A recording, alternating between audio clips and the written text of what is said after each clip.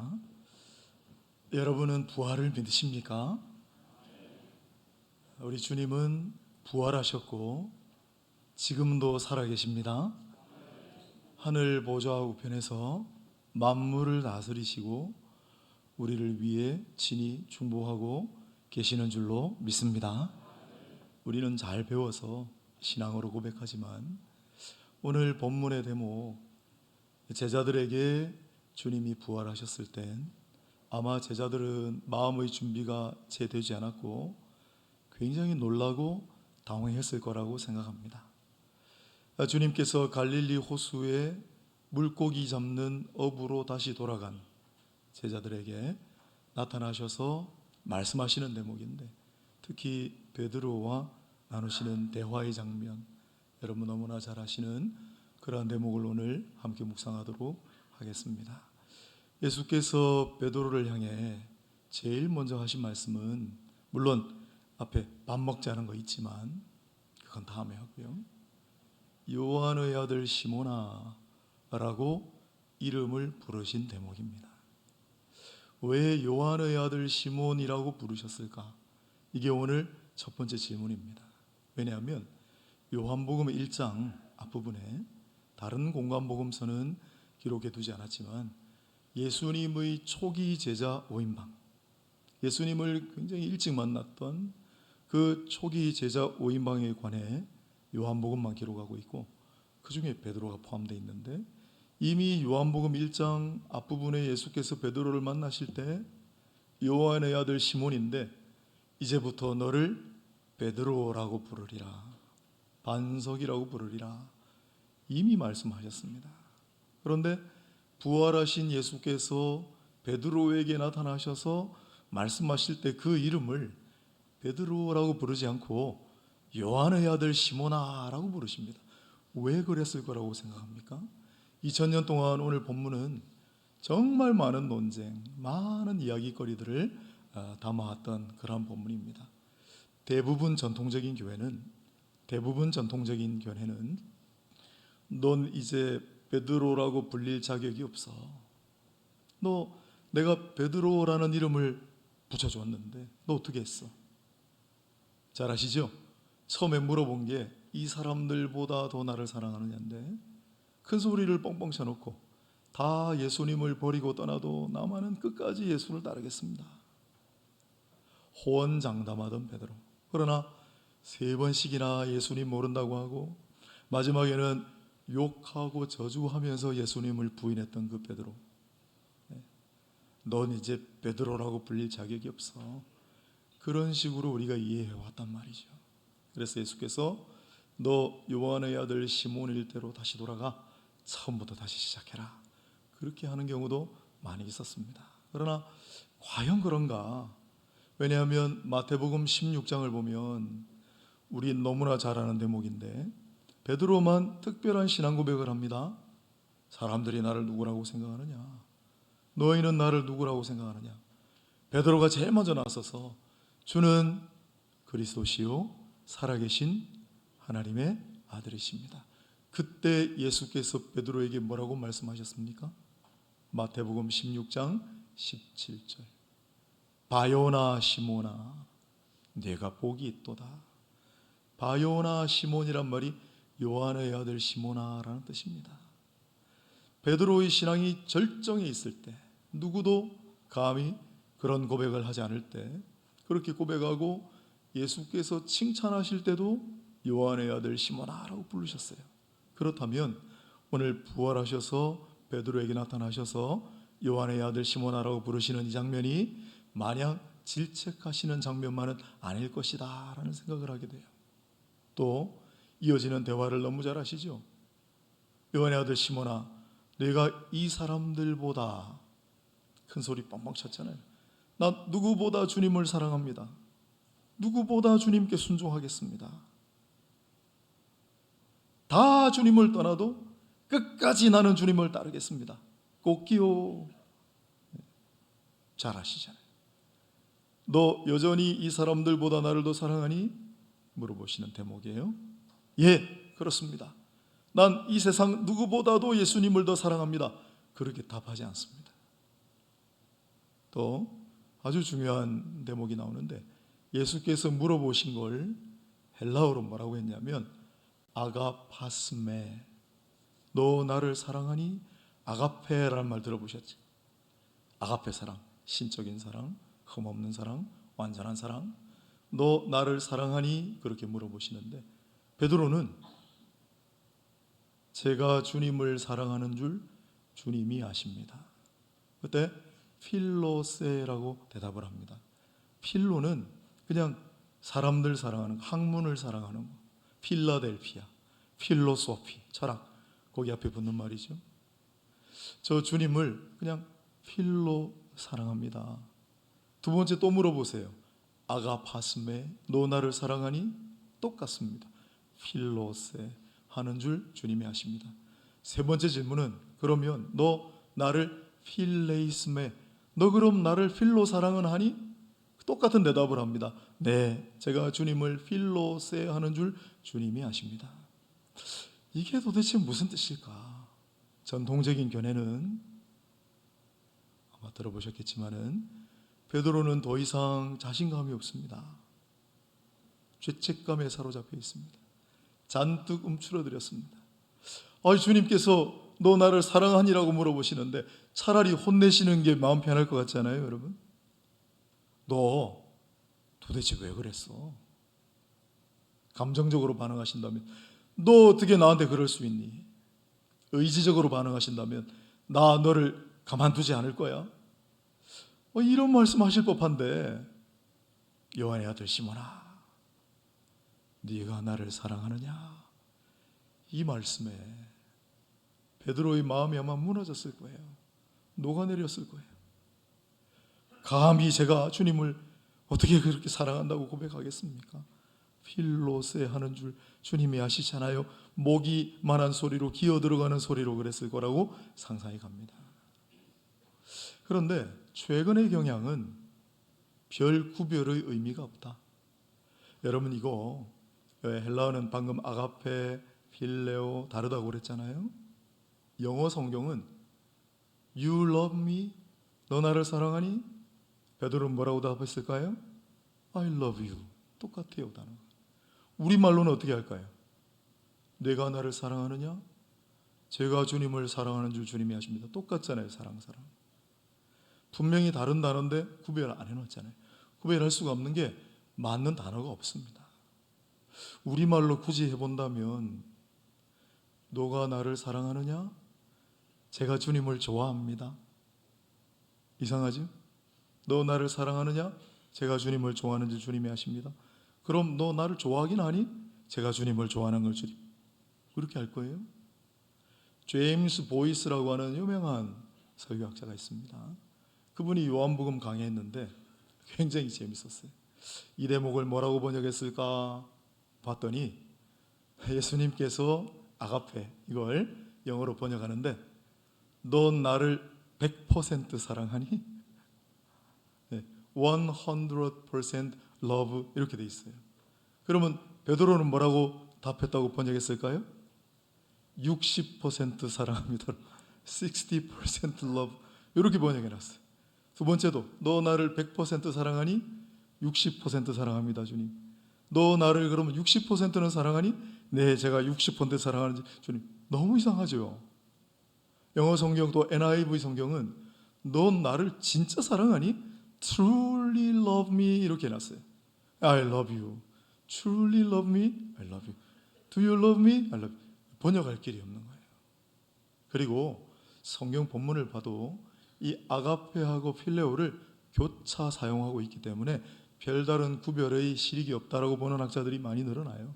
무슨 얘기냐면 요한복음 3장 16절 우리 잘 알죠? 하나님이 세상을 이처럼 사랑하사. 그 사랑은 아가페 사랑일까요? 필레오 사랑일까요? 대답 안 하셔도 됩니다. 아가페 사랑이죠. 요한일서 4장 8절에 하나님은 사랑이시라. 그건 아가페일까요? 필로스일까요? 그 아가페예요. 그런데 요한복음 5장 20절을 보면 아버지께서 아들을 사랑하사, 그때 아버지는 하나님 아버지를 가리키고 그 아들은 예수 그리스도를 가리킨단 말이죠. 그러면 하나님 아버지께서 독생자 예수 그리스도를 사랑하사 그 사랑은 아가페를 썼을 것 같습니까? 필레오를 썼을 것 같습니까? 필레오를 썼어요.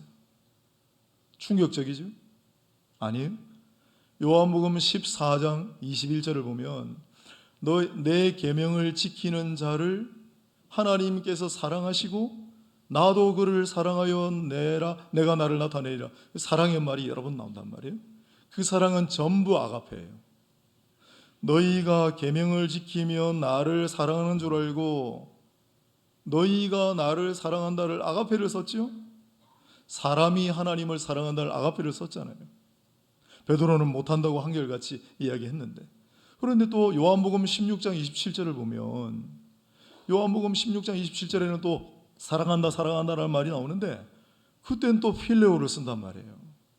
그러니 하나님께서 사람을 사랑하신다고 할 때나 사람이 하나님을 사랑하신다고 할 때 아가페를 써도 상관없고 필레오를 써도 상관없다. 맞는 말이에요. 하지만 일관성이 있습니다. 아가페를 쓸 땐 다 아가페만 써요. 방금 말씀드린 구절이. 필레오를 쓸 땐 전부 필레오만 써요. 그런데 유독 오늘 본문은 구별해 놨어요. 아가파스메 필로세, 아가파스메 필로세, 필레이스메 필로세. 왜 굳이 구별하셨을까요? 이게 다른 단어가 있기 때문에 라틴어 성경도 딜리기스메 나를 사랑하느냐? 그때 아모 때 잘 아시는 말이에요. 띠아모, 아모르 파티 아시는 말 있죠? 아모 때가 내가 당신을 사랑합니다. 근데 앞에 단어하고 다르죠? 딜리기스메 아모 때, 띠아모. 그러면 너 띠아모 나를 사랑하니? 아모 때. 단어가 있을 땐 구별해요, 굳이. 그러나 영어도 우리말도 구별할 도리가 없으니까 그냥 이렇게 쓰는 거예요. 그러면 왜 굳이 이렇게 구별하셨을까? 저는 구별하는 의미가 있다고 생각하는 사람이에요. 전통적인 견해는 아까 말씀드린 대로 베드로가 기가 죽었어요. 움츠러들었습니다. 죄책감에 시달리고 자신감 결여하고 주님 어떻게 그렇게 물어보세요? 제가 주님을 사랑하는 줄 주님이 아십니다. 기어들어가는 소리로 아가페라는 말 쓰지 못하고 그렇게 봐왔죠. 그런 측면이 분명히 있습니다. 하지만 저는 오늘 조금 다른 각도로 바라보려고 합니다. 이제까지 많이 이 본문을 해석을 하고 설교를 많은 분들이 해왔는데 다 사람의 시선이에요. 베드로의 시각에서 이 말씀을 바라보는 우리 시각에서 이 말씀들을 너무 많이 대해왔어요. 저는 주님의 시선으로 이 말씀을 새롭게 좀 해석하려고 합니다. 이야기를 하나 해드릴까요? 저는 부산에서 왔습니다. 부산에 영도라는 곳이 있어요. 들어보셨습니까? 6.25 전쟁 났을 때 피난민들이 혹시 우리가 가다가 헤어지면 어디서 만나자? 영도 다리에서 만나자. 일제시대에 만든 그 다리가 배가 드나들도록 중간에 이렇게 열리기 때문에 굉장히 유명한 명소였죠. 그러니 제일 남쪽으로 피난 가야 안전할 것 같은데 남쪽에 헤어져서 어디서 만나요? 아는 데가 없는데 그러니까 영도 다리에서 만나자고 하고 영도가 섬인데 어마어마하게 많은 사람들이 모여 살기 시작한 거예요. 그 영도에 고려 말 나옹화상이라고 하는 유명한 스님인지는 잘 모르겠지만 나옹화상이라고 하는 사람이 건립한 절이 하나 있습니다. 절이 여러 개인데 그 중에 복천사라는 절이 있어요. 한 번도 못 들어보셨죠? 고려 말에 천년된 절이에요. 여러분 부산에 천년된 절만 있는 게 아니고 최근에 이제 우리 관광객들 오시고 우리도 교회 손님 오면 제가 해동 용궁사를 꼭 모시고 갑니다. 부산에 요새 관광지로 각광받으니까 해동 용궁사 가보신 분들이 있을지 몰라요. 진짜 막 처음 보면 입이 다물어지잖아요. 1500년 된 절입니다. 깜짝 놀랍니다. 부산 중부 가운데쯤 가면 백양산이라고 있는데 그 백양산에도 1500년 된 절이 있습니다. 큰 절들, 우리 부산에 있는 크리스찬 숫자 전부 다 합친 것만큼의 신노수를 자랑하는 삼광사라는 절이 딱 부산 시내 한복판에 있습니다. 범어사 있죠. 아무튼 그 복천사에 고려 말에 건립이 됐지만 오랫동안 명맥만 이어오다가 피난민들이 막 늘어나니까 절이 부흥하기 시작했어요. 그냥 부흥하는 게 아니라 외적으로도 부흥하고 내적으로도 부흥해서, 절에다가 부흥이란 말 쓰니까 좀 이상하십니까? 사람들이 몰려오는데 새벽에 그렇게 와요. 왜? 일찍 기도하고 일하러 가야 되니까. 그런데 사람들이 1시에도 오고 2시에도 오고 막 3시에도 오고 한단 말이에요. 여러분 새벽 기도 잘 나오시죠? 대답이 없군요. 우리 5시 반에 하는 건 이건 양호한 거예요. 2시, 3시에 막 산으로 밀려 올라가는 거예요. 캄캄한데. 그런데 스님들도 주무셔야 되잖아요. 저는 스님이라고 잘 해줍니다. 어떤 목사님 보니까 스라고 부르자고, 자기들도 우리 목사님만 하는데 그렇게 할 필요는 없고. 아무튼 스님들도 주무셔야 되니까 그래서 산문을 걸어 잠궈버렸습니다. 스님들 깨실 시간에 오세요. 밖에서 막 모여가지고 못 들어가니까 기도하는, 그렇게 절이 부흥했는데 그 절 살림을 도맡아 하시고 스님들 다 수발 드시고, 우리로 말하면 여신도회 회장을 장기 집권하시다가 돌아가실 때까지 집권하신 분이 있어요. 서울 말씨를 쓰기 때문에 서울보살이라고 불리셨습니다. 이분이 돌아가실 때 화장을 했는데 사리가 무더기로 쏟아져 나왔어요. 사리가 뭔지 아세요? 스님들, 고승들 화장하면 막 반짝반짝하는 거, 보석 같은 거, 구슬 같은 거 나오죠. 부처님 진신사리를 모시고 있는 절이 우리나라에도 있어요? 아니 그냥 할머니 신도신데 사리가 많이 쏟아내서 그만큼 불공을 많이 드리던 분이에요. 얼마나 절 살림을 헌신하시고 얼마나 불공을 많이 드리고 기도를 많이 하셨는지. 정말 아끼던 손주가 하나 있었습니다.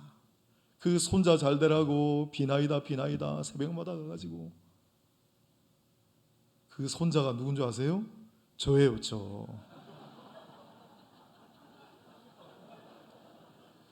이후에 제가, 우리 아버지는 거기에 반기를 들고 천주교 신자가 되셨어요. 그래서 저는 제가 모태신앙인지 아닌지 지금도 헷갈려요. 아무튼 초등학교 4학년 때 초등학교 4학년 때 교회를 나왔는데, 그리고 20대 시절에 제가 대학을 들어갔는데 민주화 시대, 시위가 막, 그때 제가 가슴이 뜨거울 때지 않습니까? 이러고 있는데 골방에 막 들어 박혀가지고 기도하는 애들이 있는 거예요. 기독교 신자들. 제가 많이 핍박했습니다. 후배들 얼마나. 제가 결혼을 했는데 아내가 신앙이 좋아요. 토요일마다 제가 아내를 그렇게 핍박을 했잖아요. 아니 좀 쉬려고 토요일 오는데 새소식반을 우리 집에서 했거든요. 새소식반 아세요? 잘 모르세요? 선생님들하고 교문에 가서 아이들 데리고 와가지고 집에 가지도 않아요. 저녁에 막. 내가 얼마나 많이 핍박했는지 몰라요. 그런데 제가, 자 보세요, 불공들이던 대보살님의 손주죠.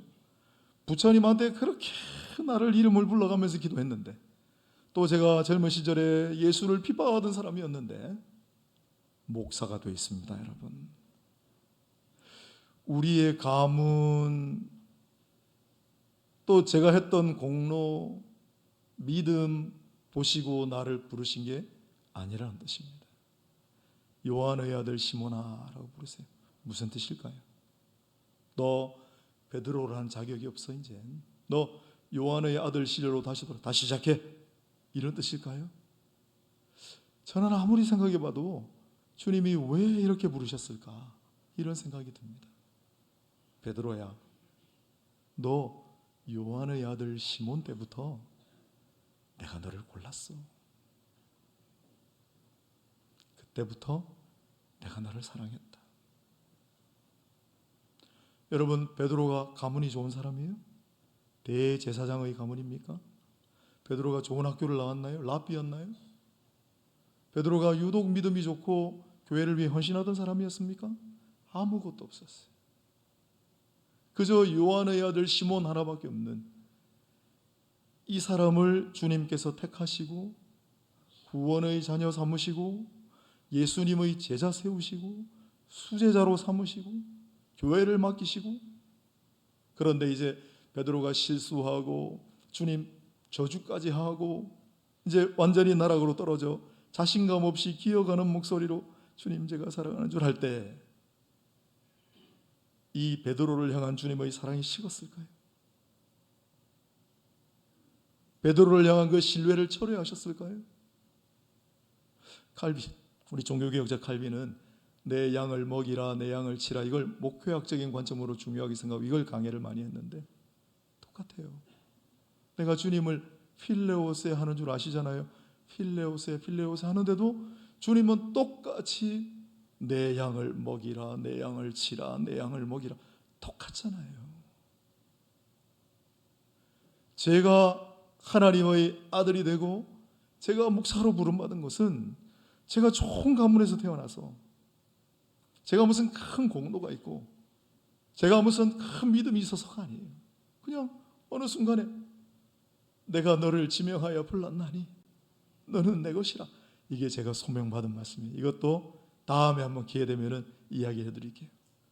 제가 그때 하나님 말씀을 모르고 할 때라 제 아내가 같이 기도하던 모임이 있었는데 그 중에 한 권사님에게 12월 31일에서 1월 1일 바뀌는 철야 기도를 하고 계신데 홍 선생에게 가서 말씀을 전하라는 음성을 듣고 이른 아침에 저한테 전화를 하셨어요. 홍 선생님, 주께서 홍 선생님에게 전해주시랍니다. 뭡니까?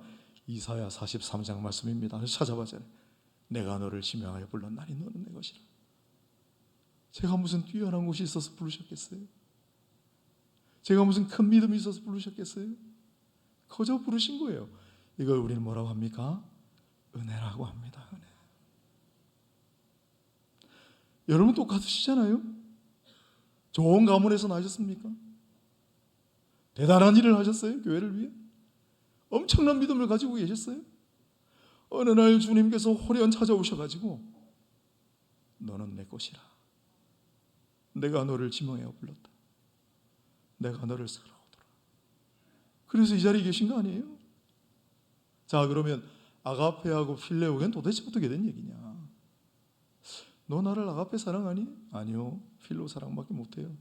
너 나를 아가페 사랑하니? 아니요, 필로 사랑밖에 못해요. 그럼 너 나를 필로 사랑은 하니? 예, 제가 필로 사랑. 그런 뜻일까요? 아무리 생각을 해봐도 주님의 시선으로 이 말씀을 깊이 생각해 보니까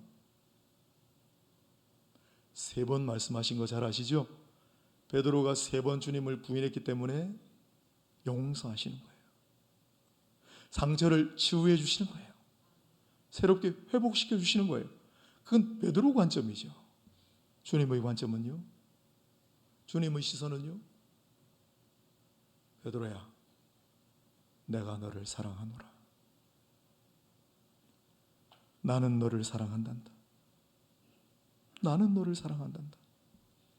너가 필로를 고백하든 아가페를 고백하든 관계없이 난 너를 사랑한다. 너 처음 봤을 때 그때부터 난 너를 사랑했다. 네가 좀 실수했지만 그래도 여전히 똑같이 너를 사랑한다.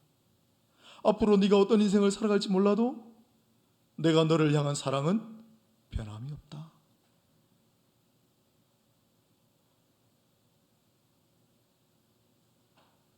여러분, 사람은 교육으로, 죄송합니다, 여기 선생님들 계시면 용서하고 들으십시오.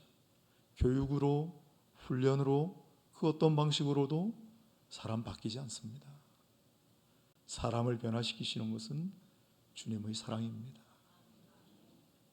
베드로가 요한의 아들 시몬아 부를 때 올 것이 왔구나. 이제 나를 베드로라고 이제 더 이상 안 부르시는구나. 이 사람들보다 나를 더 그래, 내가 옛날에 주제 넘었지. 나를 질책하시는구나. 그렇게 생각할 때 내가 너를 사랑하노라. 내가 너를 사랑하노라. 내가 너를 사랑하노라. 그 음성을 들은 거예요. 그리고 변화돼요. 어떻게 변화됩니까? 예전 같으면 베드로야, 너 나를 사랑하니? 예, 주님, 제가 최상의 사랑으로 주님을 사랑합니다. 주님, 제가 이 세상 어떤 사람들보다 주님을 더 사랑할 자신이 있습니다. 주님, 저는 지구 끝까지라도 주님을 쫓아가겠습니다.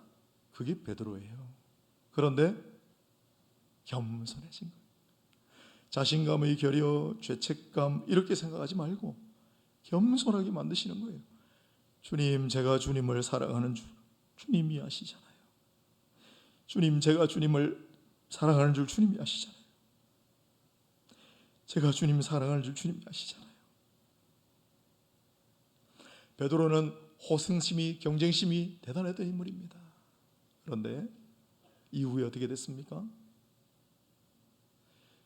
나중에 사도행전을 보면 예루살렘 교회의 지도자가 베드로가 아니고 야고보입니다. 물론 예수님의 동생이란 설이 있습니다. 하지만 그것만 가지고는 조금 이해하기 미흡해요. 분명히 예수께서 너 반석 베드로 위에 내 교회를 세우리라고 말씀하셨으니 첫 교회는 예루살렘 교회인데, 그럼 여러분 예루살렘 교회의 수장은 베드로라야 하지 않습니까? 근데 왜 야고보죠?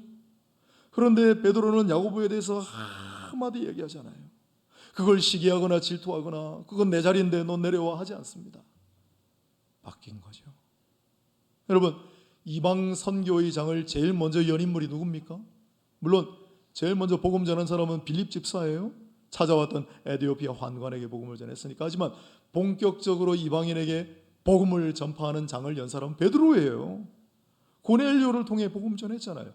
그러나 이방인의 사도, 열방으로 가서 복음을 전한 주인공은 베드로가 아니고 바울입니다. 그러나 베드로는 거기에 대해서 한마디 이야기하지 않습니다. 섭섭해요 주님. 바울 시기하는 흔적이 없습니다. 왜 이렇게 변했습니까? 주님의 사랑 때문에. 그토록 경쟁심이 많고 호승심이 강하고 시기 질투가 강하던 베드로가 바울 당신이 이방인의 사도 하소, 야고보 당신이 예루살렘 교회 지도자 하소. 자기는 묵묵히 보면 베드로가 정말 많은 지역을 다닌 것 같아요. 본토스, 비두니아, 흑해 연안, 로마. 그러나 성경에 흔적이 없습니다. 그 베드로를 이렇게 바꾼 것이 무엇이라고 생각하십니까? 주님의 사랑이죠. 마지막에 로마에서 네로 황제에 의해 잡혀 순교합니다. 십자가형을 언도받았습니다. 전승에 따르면 베드로는 내가 어찌 주님과 같은 형을 받을 수 있나? 나를 십자가에 거꾸로 매달아 주시오.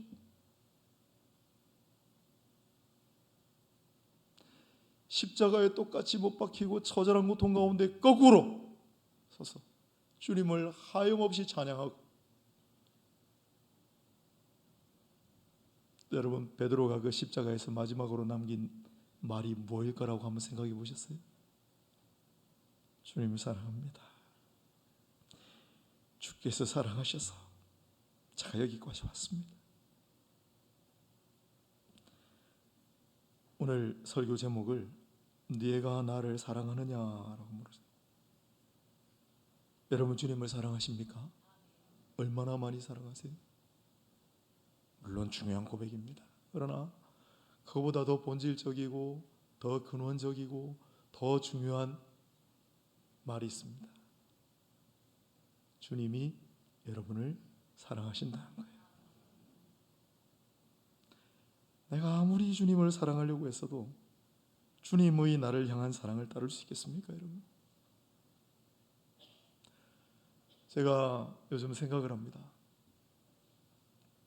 처음 저를 부르셨을 때, 물론 교회를 처음 나간 순간, 또 집사가 되게 하셨을 때, 또 목사가 되게 하셨을 때, 그때 너무 감사했고, 그저 입에서 나오는 말이라고는 나 같은 것을 어찌, 같은 것을 어찌. 저도 이제 목사가 된 지 제법 세월이 흘렀습니다. 스스로를 돌아볼 때 너무 타락한 것을 느낍니다. 참 그때 그 모습에서 너무 이탈해버린 나 자신을 발견합니다. 왜 이렇게 욕심은 많아졌는지, 왜 이렇게 시세 많은 건 늘어났는지. 그래서 어떤 때는 주님 앞에 미안할 때가 많습니다. 내가 이래도 되나? 그런 자책감에 시달릴 때가 있습니다. 범죄할 때가 있습니다. 주님 앞에 실수할 때가 있습니다. 아무도 몰라도 주님 아시잖아요. 오늘 베드로가 고백합니다. 주님은 아시오니, 주님은 아시오니.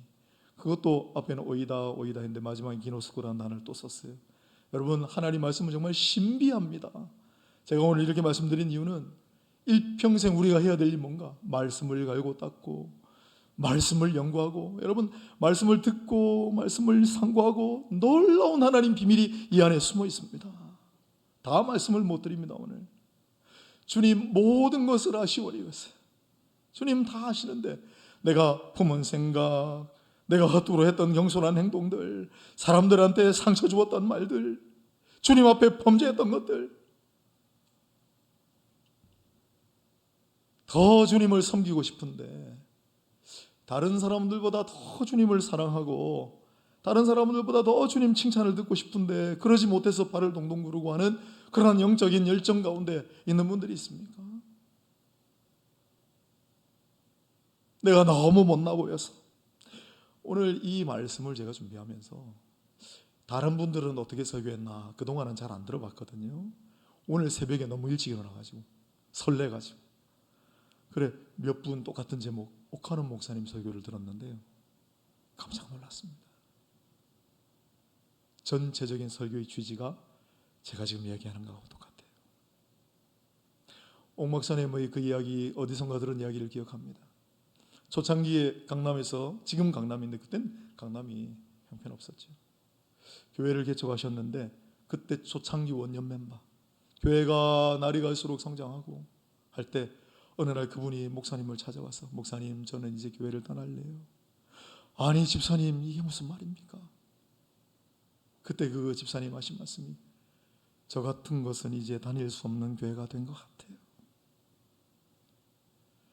남의 가정을 돌보시는 일을 하던 정말 어렵게 사시는 그분이 옥하는 목사님 교회에 있을 때 함께 울고 함께 교회를 기도하고 주님을 찾고 하던 분인데 교회가 성장하고